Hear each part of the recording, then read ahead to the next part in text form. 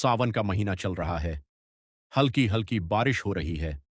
भोलू एक बड़े पुराने जगह जगह सिले हुए छाते के नीचे अपना ठेला लगाए खड़ा है। कढ़ाई में तेल गर्म हो रहा है। मसाले की तेज महक हवा संगीत में तैर रही है। भोलू कोयले की आग को पंखे से हवा दे रहा है। अरे रे, क्या इस वरुण देव का कोई टाइम टेबल नहीं है? मन में आया नहीं कि ऊपर से बाल्टी भर पानी उड़ेल दिया। मेरी आग बुझ रही है और उन्हें नहाने का मन कर रहा है। तभी दूर से घसीटा सिर पर बोरी ओढ़े बारिश से बचते हुए दौड़कर भोलू के ठेले के पास आता है। वो जोर जोर से सांसें ले रहा है, लेकिन उसकी नजर सिर्फ कढ़ाई पर है। हाँ हाँ भोलू, मेरे भाई क्या महक है। सच कह रहा हूं, तुम्हारी कढ़ाई से जो महक आ रही है ना, मुर्दे को भी भूख लगा दे। मुर्दे का तो पता नहीं घसीटा भाई, लेकिन तुम्हारे जैसे मुफ्त खोरों को तो 7 कोस दूर से भी खींच लाती है। बोलो क्या चाहिए, लेकिन पहले ही बता दूं, आज उधार का खाता बारिश में भीग कर पिघल गया है। अरे भोलो, तुम भी ना हमेशा पैसों के बारे में ही बात करते हो। मैं तो बस बारिश से बचने के लिए आया हूं। वैसे एक छोटा बटेर का टुकड़ा दे दो ना, कल सुबह ही पैसे तुम्हारे घर लाकर दे दूंगा। पक्का? हाँ हाँ, कल सूरज पश्चिम से उगेगा। पिछली बार भी तुमने संगीत गाय के बछड़ा देने पर दूध बेचकर पैसे देने को कहा था। गाय ने बछड़ा दे दिया, लेकिन तुम्हारा दूध अभी तक नहीं बिका। यहां से धीरे से खिसक लो, ये बोहनी का समय है। तभी पीछे से छंपा आती है, सिर पर साड़ी का पल्लू ओढ़े, हाथ में एक स्टील का tiffin, 2 underscore underscore underscore underscore लिए। वो थोड़ी चिड़चिड़ाती हुई लग रही है। तुम यहां खड़े होकर यह नकारा से बातें कर रहे हो। घसीटा डरते हुए थोड़ा पीछे हट जाता है। अरे भाभी जी प्रणाम, मैं तो बस बारिश का मजा ले रहा था। ठीक है भोलो, मैं चलता हूं। फिर घसीटा वहां से निकल लेता है। इस छलनी जैसे छाते के नीचे और कितनी देर भीगोगे? सुबह से एक पैसे भी नहीं कमाई हुई है, और तुम इस घसीटा से गप्पे लड़ा रहे हो। लो, ये रोटियां लाई हूं, खा लो। अरे चंपा, इतना गुस्सा क्यों करती हो? व्यापार है तो कभी कभी ऐसा ही होता है। वैसे भी इस बारिश को देखो। मसाले की महक हवा में मिलते ही ग्राहक अपने आप दौड़ कर आएंगे। तुम चिंता मत करो, मुझे तुम्हारी फिक्र है भोलू। दिन भर आग के सामने जलते हो, फिर इस ठंडे पानी में भीगते हो। बीमार पड़ गए तो घर कैसे चलेगा? अरे तुम्हारी डांट सुनने के लिए तो मैं यमराज से भी लड़ जाऊंगा। ये सर्दी खांसी क्या चीज है? जाओ, तुम घर जाओ, मैं शाम को आऊंगा। चंपा मुंह फेरती है, लेकिन हंसते हुए वहां से चली जाती है। भोलू फिर से अपने काम में लग जाता है। रात का समय, संगीत बारिश मूसलाधार हो जाती है। बादल गरज रहे हैं। पूरी सड़क सुनसान संगीत है। भोलू का छाता हवा से उड़ने जैसे हो रहा है। उसने ठेले के चारों ओर प्लास्टिक के कवर बांध दिए हैं। आज एक भी ग्राहक नहीं आया है। कढ़ाई में केवल 4 बटेर फ्राई के टुकड़े ही बचे हैं। आज तो लग रहा है सब घर में ही दुबक कर सो गए हैं। चंपा ने सही कहा था, बेकार में कोयले जलाए। तभी ठेले के पीछे झाड़ियों में कुछ हलचल होती है। सरजर की आवाज आती है। भोलू डर जाता है संगीत, और पास ही पड़ी एक मोटी लकड़ी उठा लेता है। कौन है वहां?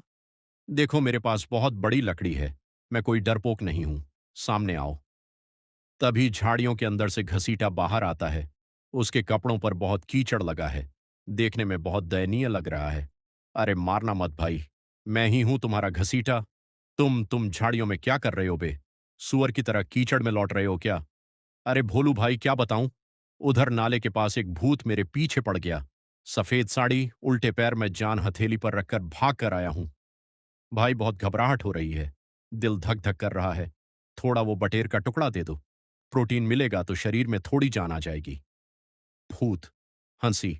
अरे घसीटा, भूत तुम्हारे पास आ भी जाए तो उधार मांगकर ही भाग जाएगा। प्रोटीन का नाम लेकर तुम मुझे उल्लू बनाने की कोशिश कर रहे हो। जा यहां से।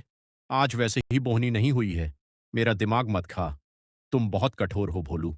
एक दिन तुम्हारा यही कंजूसपन तुम्हें डुबो देगा। मैं जा रहा हूं। भूख से मर भी जाऊं तो भी तुम्हारे पास से कुछ नहीं मांगूंगा।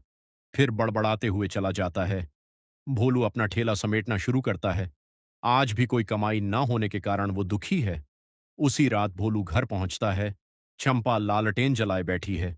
भोलू चुपचाप बर्तन को एक कोने में रख देता है। आज भी कुछ नहीं बिका ना? बारिश बहुत तेज थी चंपा। कोई घर से बाहर ही नहीं निकला। कोई बात नहीं, कल बिक जाएगा। संगीत। मैंने मूंग की दाल और चावल बनाए हैं। आओ हाथ धो लो, साथ में खाते हैं। ये मुश्किल संगीत समय भी बीत जाएगा। तुम हो ना? मुझे लगता है मैं कोई भी मुश्किल सह सकता हूं। तीसरे दिन बारिश बाढ़ जैसी हो गई है। जहां देखो पानी भरा है। भोलू ठेला लगाए खड़ा है। आज भोलू के पास बेचने के लिए केवल 2 बटेर के टुकड़े ही बचे हैं। बाढ़ का पानी बढ़ने से पहले उसे संगीत घर जाना है। अब यहां रहना बेकार है। वैसे भी कोई नहीं आएगा। तभी सड़क के किनारे बरगद के पेड़ के नीचे सिकुड़ कर बैठे कक्का पर भोलू की नजर पड़ती है। कक्का गांव के सबसे उम्र दराज हैं। उनके कपड़े पूरी तरह भीग चुके हैं। वो ठंड से कांप रहे हैं। भोलू ठेला छोड़कर दौड़ते हुए कक्का के पास जाता है। कक्का, आप यहां इस तूफान में क्या कर रहे हैं? आपको तो घर में होना चाहिए ना। बेटा भोलू, छत टपक रही है। साहूकार की दुकान से तारपोलिन लेने आया था, लेकिन पानी इतना बढ़ गया कि घर नहीं जा पाया। सुबह से यहीं फंस गया हूं। अब ठंड से हाथ पैर सुन्न पड़ गए हैं बेटा। पेट में भी चूहे दौड़ रहे हैं। काका की हालत देखकर भोलू का दिल पसी जाता है। काका के चेहरे पर बेबसी और भूख साफ दिखाई दे रही है। अरे कक्का, उठिए, मैं हूं। अरे काका उठिए, मैं हूं ना। भोलू दौड़कर अपने ठेले के पास जाता है। उसके बर्तन में आखिरी 2 बटेर के टुकड़े बचे हैं। उसने सोचा था कि उन्हें बेचकर कम से कम चंपा के लिए सब्जियां तो ले जाएगा। अगर यह भी दे दूंगा तो आज भी घर खाली हाथ ही जाना पड़ेगा। चंपा क्या सोचेगी? लेकिन कक्का की दयनीय स्थिति देखकर भोलू का मन पिघल जाता है। वो तुरंत उन 2 टुकड़ों को आग में गर्म कर कर एक पत्तल में निकालकर कक्का के पास लाता है। कक्का, लीजिए, गर्मा गर्म है, इन्हें खाइए, आपके शरीर में थोड़ी गर्मी आएगी। कक्का कांपते हाथों से पत्तल लेते हैं। लेकिन बेटा, इसके लिए पैसे मेरे पास तो फूटी कौड़ी भी नहीं है। अरे कक्का, पैसों के बारे में मुझसे बात करेंगे? बचपन में मैं आपके कंधों पर बैठकर पूरे गांव में घुमा हूं।